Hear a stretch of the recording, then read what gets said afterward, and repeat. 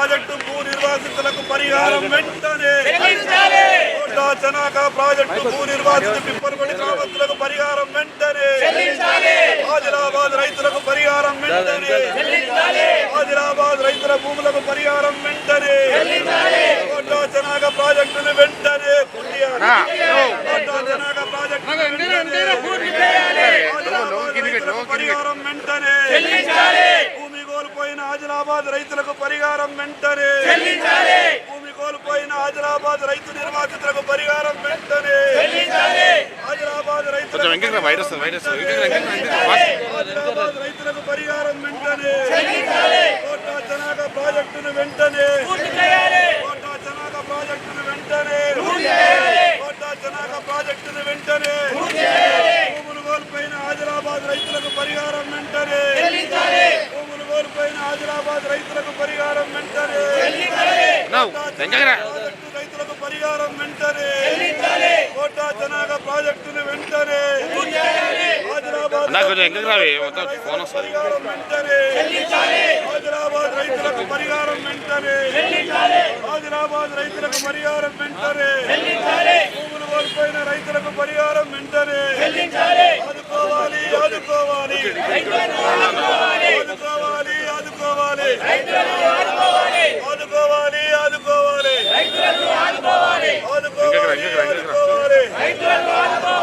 ఆదుకోవాలి ఆదుకోవాలి.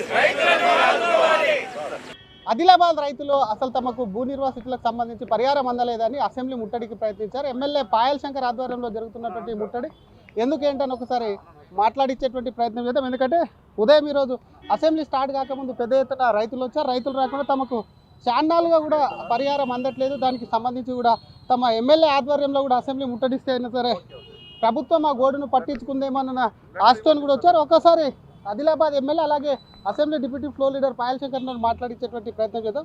సార్, వీళ్ళంతా ఎవరు, రైతులు ఎక్కడి నుంచి వచ్చారు, ఏం డిమాండ్ చేస్తున్నారు? ఆదిలాబాద్ జిల్లాలో నిర్మించినటువంటి కోట చనాక అనే ప్రాజెక్టు 2015-16లో ప్రారంభమైంది.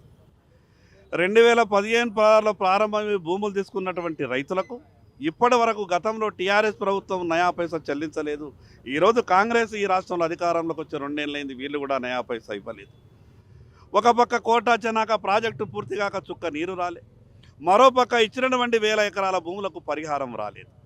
ఈరోజు 8-9 సంవత్సరాల నుండి పరిహారం రాని కారణంగా అనేక సందర్భాల్లో అధికారులకు దరఖాస్తులు ఇచ్చినా కూడా పట్టించుకోలేదు. ఈరోజు ఆదిలాబాద్ నుండి పాదయాత్రగా హైదరాబాద్కు రాష్ట్ర రాజధానికి ఈ రైతులు వచ్చేటటువంటి పరిస్థితి వచ్చిందంటే ఎంత బాధ ఉంటే రైతులు హైదరాబాద్కు వచ్చిందో అర్థం చేసుకోవాలి. కోట్ల రూపాయల విలువ చేసేటటువంటి భూములను కేవలం లక్షల రూపాయలకే ప్రభుత్వాలకు రైతులు అప్పగించిండ్రు. రైతులు బాగుపడతారు, మేము నష్టపోయినా పర్వాలేదు, సాటి రైతుకు నీళ్ళు వస్తే బాగుపడతాడు కదన్న గొప్ప ఆలోచనతోని రైతులు భూములు ఇస్తే ఈరోజు ప్రభుత్వాలు ఈరోజు రకంగా రైతులను ఇబ్బంది పెడతా ఉన్నాయి. కాంట్రాక్టర్లకు డబ్బులు ఇస్తారు, ఎందుకంటే వాళ్ళు కమిషన్లు ఇస్తారు కాబట్టి. రైతుల మాత్రం డబ్బులు ఇవ్వడానికి రాష్ట్ర ఖజానా ఖాళీ ఉన్నదని గతంలో టీఆర్ఎస్ ప్రభుత్వం చెప్పింది, ఈరోజు కాంగ్రెస్ ప్రభుత్వం చెప్తా ఉన్నది. మరి కాంట్రాక్టర్లకు డబ్బులు ఇవ్వడానికి మీకు చేతులు వచ్చినప్పుడు రైతులకు డబ్బులు ఇవ్వడానికి, వాళ్ళు ఇచ్చినటువంటి భూములకు పరిహారం ఇవ్వడానికి మీకేముంది, ఎందుకు ఇంత బాధ అంటే రైతులకు డబ్బులు ఇస్తే కమిషన్లు రావు, కాంట్రాక్టర్లకు డబ్బులు ఇస్తే కమిషన్లు వస్తాయి. కాబట్టి ఆ రకంగా టీఆర్ఎస్ కాంగ్రెస్ 2 పార్టీలు 2 ప్రభుత్వాలు కలిసి అన్యాయం చేస్తాయి. వాళ్ళ బాధని ఈరోజు రాష్ట్ర శాసనసభలో చర్చ జరపాలని నేను వాళ్ళందరూ రైతుల్ని తీసుకొని అసెంబ్లీకి బయలుదేరితే మార్గ మధ్యంలోనే పోలీసులు రైతులకు ఇబ్బంది పెట్టి అరెస్ట్ చేసేటటువంటి ప్రయత్నం చేయడం. ఈ రాష్ట్ర రైతుల బాధలు ప్రభుత్వాలకు తెలియాలి. ఈ రాష్ట్ర ముఖ్యమంత్రి రేవంత్ రెడ్డి గారికి విజ్ఞప్తి చేస్తూ ఉన్నా, ఈ రాష్ట్ర ఇరిగేషన్ శాఖ మంత్రి ఉత్తమ్ కుమార్ రెడ్డి గారికి విజ్ఞప్తి చేస్తున్నా, వెంటనే కోట చనాక పరిధిలో ఉన్నటువంటి ఆ పిప్పలకొట్టి గ్రామ రైతులకు కావచ్చు, మిగతా గ్రామాల రైతులకు కావచ్చు, ఈరోజు ఆదిలాబాద్ బోత్ 2 నియోజకవర్గాలకు 50,000 ఎకరాలకు నీళ్ళు ఇచ్చేటటువంటి ఆ ప్రాజెక్టుకు పూర్తిగా నిర్లక్ష్యానికి గత ప్రభుత్వం ఈ ప్రభుత్వం నిర్వహించింది. ఆ బాధ్యత పూర్తిగా ప్రభుత్వాలదే.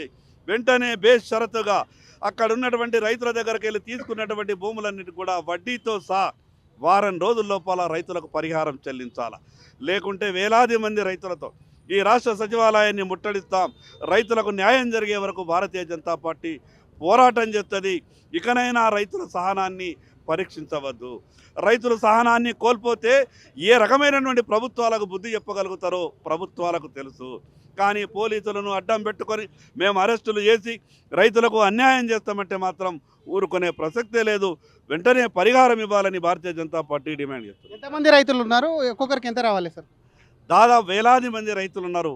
అక్కడ ఉన్నటువంటి ఒక గ్రామంలోనే, పిప్పలకోటి గ్రామంలోనే దాదాపు 1200 ఎకరాల భూమి బ్యాలెన్సింగ్ రిజర్వాయర్ కొరకు తీసుకున్నటువంటి భూమిలో కేవలం ఒక 200 ఎకరాలకు మాత్రమే పరిహారం ఇచ్చారు. మిగతా 1000 నుంచి 1100 ఎకరాల భూములకు పరిహారం ఇవ్వాల్సినటువంటి అవసరం ఉంది. ఈ ప్రభుత్వాన్ని రైతులు ఏదో కొంతమ్మ కోరికలు కోరతలేరు. మేము ఇచ్చినటువంటి భూమికి పరిహారం ఇవ్వమని మాత్రమే అడుగుతున్నారు. అందుకే ప్రభుత్వం గొప్ప మనసుతో ఆలోచించాలా. రైతుల పట్ల ఈ రకమైనటువంటి అన్యాయం చేస్తే వాళ్ళకు కూడా మంచిది కాదు. రైతుల శాపనార్థాలు తలిగినటువంటి ప్రభుత్వాలు, నాయకులు ఎక్కడా కూడా మనుగడ సాధించలేదు. ఇంకా శాపనార్థాలు రైతులు ఇంకా పెట్టడం మొదలైపోతే మీ పతనం ప్రారంభమవుతుంది.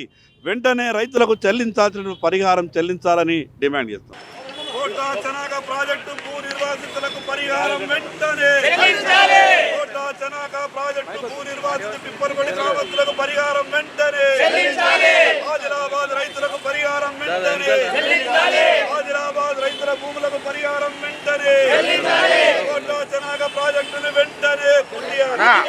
కోటా చెనాక ప్రాజెక్టును వెంటనే పూర్తి చేయాలి. ఆదిలాబాద్ రైతులకు పరిహారం వెంటనే చెల్లించాలి.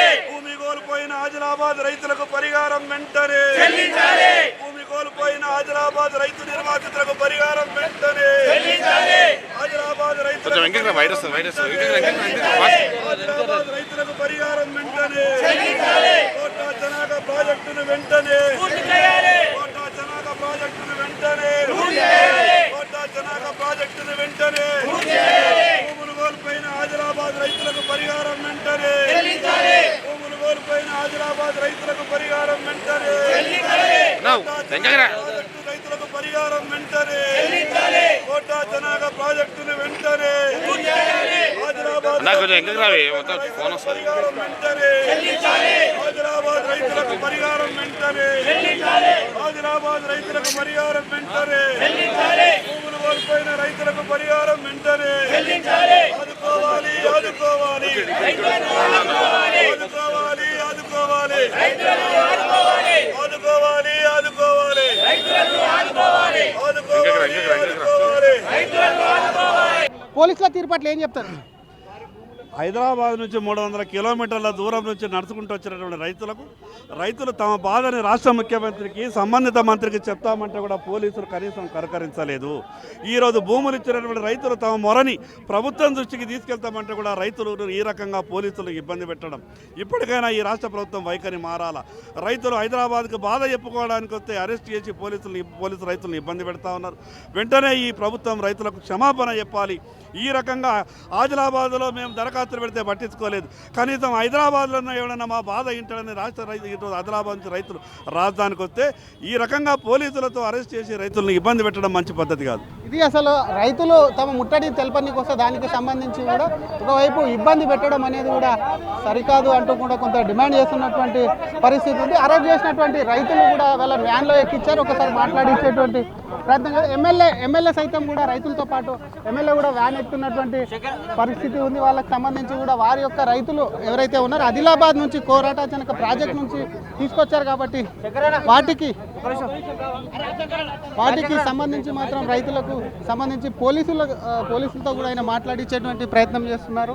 ఎందుకంటే ఎందుకు అసలు అరెస్ట్ చేస్తున్నారు, వాళ్ళు నష్టపరానికి సంబంధించి కానివ్వండి, వాటికి సంబంధించి కానివ్వండి, అదంతా కూడా వాటికి సంబంధించి కూడా కొంత వాటన్నిటికీ సంబంధించి కూడా రైతులు కూడా నినాదాలు చేస్తున్నటువంటి పరిస్థితి. ఎమ్మెల్యేను సైతం కూడా ఒకవైపు కూడా వ్యాన్ ఎక్కినటువంటి పరిస్థితి. ఒకసారి అడుగుదాం, ఏంది పోలీసులు అరెస్ట్ చేశారు, డిమాండ్స్ ఏంది అసలు? అన్న, మేము ఆదిలాబాద్ నుండి భీంపూర్ మండలంలోని పిప్పలకోటి రిజర్వాయర్ కోల్పోయిన భూములను మేము అక్కడ నుంచి రావడం జరిగింది రాజధానికి. మాకు 1200 ఎకరాలు భూమి కోల్పోవడం జరిగింది. అందులో 200 ఎకరాలకే నష్టపరిహారం చెల్లించి మిగతా 1000 ఎకరాలకు నష్టపరిహారం చెల్లించకపోవడం చాలా బాధాకరం. ఇప్పుడు 8 సంవత్సరాల నుండి మేము వెయిట్ చేయడం జరిగింది. ఆ రోజు టీఆర్ఎస్ ప్రభుత్వం మోసం చేయడం జరిగింది. ఈరోజు కాంగ్రెస్ ప్రభుత్వం కూడా మోసం చేయడం జరుగుతున్నది. వెంటనే మాకు నష్టపరిహారం చెల్లించి మమ్మల్ని అతి త్వరలో ఆదుకోవాలని కోరుతున్నాం.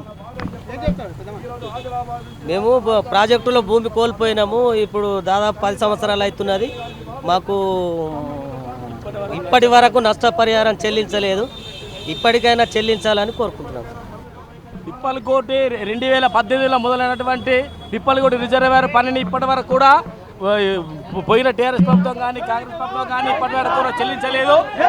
ఇప్పటికి కూడా మన ఇది అసలు పిప్పలోడి గ్రామానికి సంబంధించినటువంటి కానివ్వండి, ఆ భూ నిర్వాసితులకు సంబంధించినటువంటి నష్టపరిహారం ఏళ్ళు గడుస్తున్నప్పటికి కూడా చెల్లించలేదు కాబట్టి చెల్లించాలని చెప్పి డిమాండ్ చేశారు. వారికి సంబంధించి మాత్రం అటు పోలీసులు వ్యాన్లో ఎక్కించారు. ఎక్కడైతే అసెంబ్లీ ఉందో అసెంబ్లీ రోజు జరుగుతుంది కాబట్టి అసెంబ్లీ వద్ద తమ గోడు వినిపించాలి, అసెంబ్లీ ముట్టడిస్తేనన్న ఈ ప్రభుత్వం కూడా కదిలి తమకు సంబంధించినటువంటి నష్టపరిహారాన్ని విడుదల చేస్తుందేమని ఇక్కడికి వచ్చాం. ఇక్కడికి వస్తే పోలీసులు అరెస్ట్ చేస్తున్నారు కాబట్టి పోలీసుల తీరు పట్ల కొంత ఆగ్రహం వ్యక్తం చేస్తున్నాయి. ఇంకొక పక్క అటు తమ డిమాండ్స్కి సంబంధించి కూడా ప్రభుత్వం వెంటనే తమకు ఏదైతే నష్టపరిహారం ఉందో తమ భూములు కోల్పోయాము, పూర్తిగా తమ భూములు లేకుండా ఉన్నాం కాబట్టి తమ భూమికి నష్టపరిహారం చెల్లించాలంటే అరెస్ట్ లాంటి, ఇంకోవైపు వారికి మద్దతు ఇచ్చినటువంటి లోకల్ ఎమ్మెల్యే స్థానికంగా ఉన్నటువంటి పాయల్ శంకర్ను సైతం పోలీసులు అడ్డుకున్నారు. అడ్డుకోవడం కాకుండా బషీర్బాగ్ నుంచి కొంత దూరంలోనే వారిని కూడా అడ్డుకొని వారిని అసెంబ్లీకి తరలించారు. ఇంకో పక్క రైతులకు సంబంధించి వచ్చినటువంటి రైతులు ఎవరైతే ఉన్నారో వాళ్ళకి సంబంధించి స్థానిక పోలీస్ స్టేషన్లకైతే తరలించారు.